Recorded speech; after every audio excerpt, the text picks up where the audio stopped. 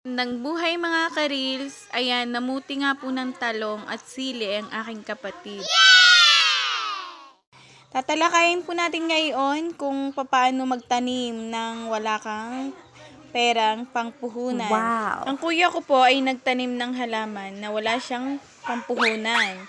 Pero meron po siyang pinanser. Yun po ang kabakas niya. Siya po yung gumagastos ng mga kailangan sa pagtatanim, kagaya ng binhi, abono, napataba sa lupa, at saka yung pang tali na mga kinakabaga ng sitaw, gamot para hindi masira ang mga gulay, ang mga puno ng gulay bago bumunga. Pag namumunga na po ang gulay, hindi na po kailangang isprayan lagi ng gamot ang mga gulay dahil dito po sa amin hindi masyadong nasisira ang mga gulay at marami po nagtatanim.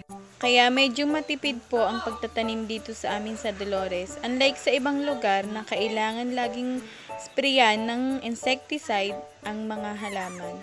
Ayan nga po, namumuti sila dyan ng sili. Mahal po ngayon ang gulay, kaya medyo madami po sila ngayong kinukuhang mamumuti tuwing harvest time.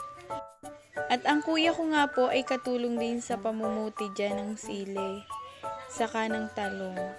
Bale, sipag lang po ang kanyang puhunan sa pagtatanim ng gulay. Siya po yung nagtatrabaho at gumagawa.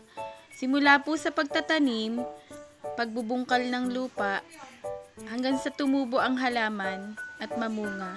Siya din po yung mag-aalaga nito.